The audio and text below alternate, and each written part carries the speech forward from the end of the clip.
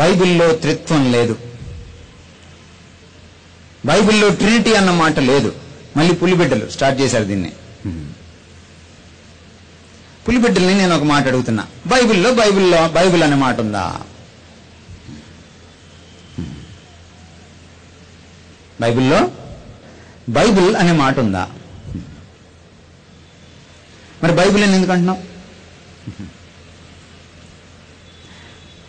దానికి నువ్వు పెట్టుకున్న పేరు అది, తప్పేముంది పెట్టుకుంటే?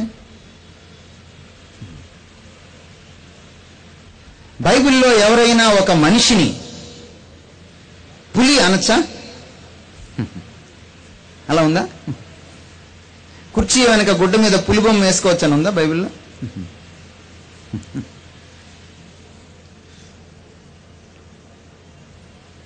బైబిల్లో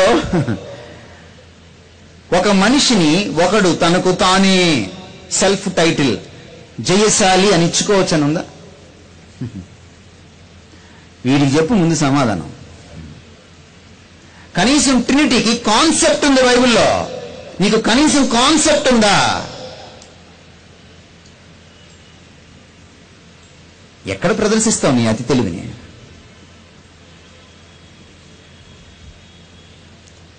పాపం సరిగా చదువుకోని వాళ్ళని 12 సంవత్సరాలకి తెచ్చేసి, లేకపోతే ఏదో ఆవేశంగా ఉన్న కుర్రకారిని పోగు చేసి, పాపం వాళ్ళకి తెలుగు భాషే సరిగా రాదు, అక్షరాలు సరిగా రావు, అలాంటి వాళ్ళని తీసుకొచ్చి వాళ్ళని బ్రెయిన్ వాష్ చేసి వాళ్ళని సమాజంలోకి, క్రైస్తవ సమాజంలోకి వదిలి గలిబిలి చేస్తున్నావే నీవు. ఒక్క స్కాలర్తో ఎప్పుడైనా కూర్చున్నావా నువ్వు? నువ్వు అంటావు మీటింగ్ పెట్టి, నీ మీటింగ్కి 200-300 మంది వస్తే నువ్వు అంటావు ప్రపంచంలో ఉన్న సైంటిస్టుల్ని తీసుకొచ్చి నా కాళ్ళ దగ్గర పడేయండి అంటావు. ఎవరు పడేస్తాడయ్యా? నువ్వే కదా పడేసుకోవాలి. ఇంకోటి ఎందుకు పడేస్తాడు నీ దగ్గర? కాళ్ళ దగ్గర. నీకు అంత దమ్ము ఉంటే నీ కాళ్ళ దగ్గర నువ్వే పడేసుకోవాలి. ఇంకోటి ఎందుకు నేను పడేసాడు? ఇంకోటి పడేసే లెక్క అయితే వాడి కాళ్ళ దగ్గర పడేసుకుంటాడుగా, నీ కాళ్ళ దగ్గర ఎందుకు పడేస్తాడు? ఇంకోటి ఎందుకు పడేయాలి నీ కాళ్ళ దగ్గర? అలా అనగానే ఈ భక్తజనం, ఈ వ్యక్తుల్ని పూజించే భక్తజనం ఉంది కదా, వ్యక్త భక్తజనం, వీళ్ళు వెంటనే తాళియా బజతే.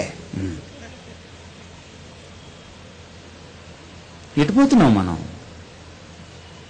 మళ్ళీ ఈరోజు ఉత్తరం రాస్తాడు పులిబిడ్డ, మనం అబద్ధాలు చెప్తున్నావట. సరే, మీ ముందు కొన్ని విషయాలు నేను తీసుకొస్తాను. త్రియేక దేవుడు ఉన్నాడో లేదో మీరే చెప్పండి. ఈ ప్రపంచంలో ప్రతి మంచికి మూలాధారం దేవుడేనా? ఒప్పుకుంటారా? ఒప్పుకుంటే నెల్లూరు వాసులు చేతులు ఎత్తచ్చు. ఈ ప్రపంచంలో ప్రేమ ఉందా? ప్రేమ అనేటువంటిది ఒకటి ఉందా? ఏమండి? ప్రేమ ఉంటే ప్రేమకు ఆరిజిన్ ఉండాలి కదా. ప్రేమకేం కావాలి? సంబంధం కావాలి. సపోజ్ ఈ నెల్లూరు పట్టణంలో ఎవరు లేరు, మీరు ఒక్కళ్ళే ఉన్నారు. మీకు ప్రేమ పుట్టింది, మీరు ఐ లవ్ యూ చెప్పాలనుకున్నారు. మీరు ఐ లవ్ అని ఆగిపోతారు, ఎందుకంటే యూ ఉండదు.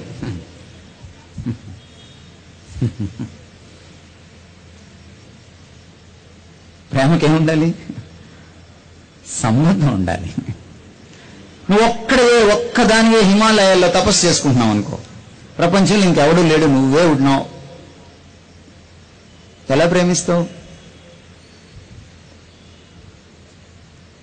ఇప్పుడు మిమ్మల్ని ఒక ప్రశ్న అడుగుతా. ప్రేమకు సంబంధం కావాల్సి వస్తే ప్రేమకు మూలం ఎవరు? వాక్యం ప్రకారం 1 యోహాను 4:8 వచనం ప్రకారం దేవుడు ప్రేమ స్వరూపి. దేవుడు కదా మూలం. మరి దేవుడు మూలమైనప్పుడు దేవుడికి ఇంకో లక్షణం కూడా ఉంది. ఆయన ఎవరి మీద ఆధారపడ్డు, తనకేదో కొదువై ఉన్నట్టు మనుషుల చేతులతో సేవింపబడువాడు కాడు. ఆయన అందరికీ సమస్తమును ఊపిరిని దయచేయువాడు. ఆయనలో మనము చెలిస్తున్నాము, బ్రతుకుచున్నాము, జీవించుచున్నాము. ఇది దేవుడు. దేవుడు ఇంకోటి మీద ఆధారపడితే ఆయన దేవుడు కాదు. ప్రేమించడానికి ఆయన దూతల మీద ఆధారపడి దూతలను సృష్టించుకున్నాడు అనుకోండి, ఆయన దేవుడు అవడు. ప్రేమించడానికి ఆయన ఆదాం మీద, హవ్వ మీద, మనుషుల మీద, నీ మీద, నా మీద ఆధారపడి ఆయన మనల్ని సృష్టించుకుంటే మనం లేకుండా ఆయనకు ప్రేమ దొరకదు. అప్పుడు ప్రేమ కోసం మన మీద ఆయన ఆధారపడాలి. అప్పుడు ఆయన దేవుడు అవడు. దేవుడు అనంతుడు, నిరాధారుడు. అందరూ ఆయన మీద ఆధారపడాలి, ఆయన ఎవరి మీద ఆధారపడడు. సంబంధం మొదట ఎక్కడుంటుంది? ప్రేమ మొదట ఎక్కడుంటుంది? దేవుళ్ళలో ఉంటుంది. దేవుడు ప్రేమకు మూలమైతే దేవునిలో మొదట సంబంధం ఉండాలి. దూతలు పుట్టక మునుపు, దూతల్ని సృజించక మునుపు, మనుషుల్ని సృజించక మునుపు, ఏ జీవరాశిని సృజించక మునుపు దేవుడు ఉన్నాడు. కలిగి ఉన్నదేది కలుగక మునుపు ఆయన ఉన్నాడు. సమస్తమును ఆయన మూలముగా కలిగెను. అటువంటి దేవుడు అప్పుడు ప్రేమమయుడే, ఇప్పుడు ప్రేమమయుడే. ఎందుకంటే ఆయన నిన్న నేడు నిరంతరము ఏకరీతిగా ఉంటాడు, మారనివాడు. యాకోబు సంతతి వారలారా, మీరు లయము కాలేదు, ఎందుకంటే నేను మారని దేవుడను. మలాకి గ్రంథం 3వ అధ్యాయం 6వ వచనం. ఇటువంటి మారని దేవుడు ప్రేమాస్వరూపి కావాలంటే తనలో తానే సంబంధం కలిగి ఉండాలి, తనకు తానే ప్రేమామయుడై ఉండాలి. అప్పుడు దేవుడు ఒక వ్యక్తి అవడానికి వీల్లేదు. ఆయన త్రియేక వ్యక్తి త్రియేక దేవుడు అయి ఉండాలి. ఆయన త్రిమూర్తులు కావడానికి లేదు, ఏకమూర్తి కావడానికి వీల్లేదు. ఆయన త్రియేకమూర్తి కావాలి. అప్పుడే ఆయన ప్రేమకు మూలమవుతాడు. అప్పుడే ప్రతి సంబంధానికి ఆయన ఆధారం అవుతాడు. ఎఫెసీ పత్రికలో ఏమనుంది? ఈ ప్రపంచంలోని ప్రతి కుటుంబము ఆ దేవుణ్ణి బట్టి కుటుంబంగా పిలువబడుతుందట. అంటే ప్రతి ఫ్యామిలీకి, ప్రతి సంబంధానికి పునాది ఎవరంటే ఆ దేవుడు. ఆయనలో సంబంధం లేకుండా ఈ సంబంధానికి పునాది ఎలా అవుతాడు? దేవుడు ఏక వ్యక్తి అయితే సంబంధం ఎక్కడి నుంచి వచ్చింది? ఆలోచన చేయండి. మీరు ఎప్పుడు పెళ్లికే చదువుతారు కొన్ని వాక్యాలని. అలా చదివితే బైబిల్ రాదు. పెళ్ళైన తర్వాత కూడా చదవండి. పెళ్లి రోజు తర్వాత రోజు కూడా చదవండి బైబిల్. నరుడు ఒంటరిగా ఉంటే మంచిది కాదు. ఎప్పుడు చదువుతారండి? ఆ పెళ్లి చేసుకునేటప్పుడు చదువుతారు. ఆ తర్వాత మీకు కొన్ని రోజులు కనిపిస్తుంది, ఆ ఒంటరిగా ఉండడమే మంచిది అనుకుంటా అని. సరే, అది వేరే సబ్జెక్టు, ఇప్పుడు మనకొద్దు. మీరు ఎప్పుడైనా ఆలోచించారా? పెళ్ళైన వాసులారా, భర్తలారా, భార్యలారా, దంపతులారా, వివాహం చేసుకున్న వారులారా, వివాహితులారా, 2వ అధ్యాయం 18వ వచనము ఆదికాండము, నరుడు ఒంటరిగా ఉండటం ఎందుకు మంచిది కాదు అని ఇప్పుడు మీరు ఆలోచించారా? వై? ఎందుకంటే నరుణ్ణి, ఆదాముని తన పోలికలో చేసుకున్నాడు. తన పోలికలో చేసుకోకముందు ఆయన ఏమని? మన పోలిక చొప్పున నరులను చేయుదము. నా పోలిక అనలా, మన పోలిక చొప్పున. ఆ మన పోలికలో చేశాడు ఒక ఆదాముని. ఆయనలో సంబంధం ఉంది. ఆయన పోలికలో ఉన్న ఆదాము కూడా సంబంధం కోసం తప్పిస్తాడు. సంబంధం లేకుండా జీవించలేడు. అందుకనే హవ్వనిచ్చాడు. అది ఒక పెళ్లి వచనం మాత్రమే కాదు, ప్రపంచంలోని ప్రతి సంబంధానికి సంబంధించిన వచనం అది.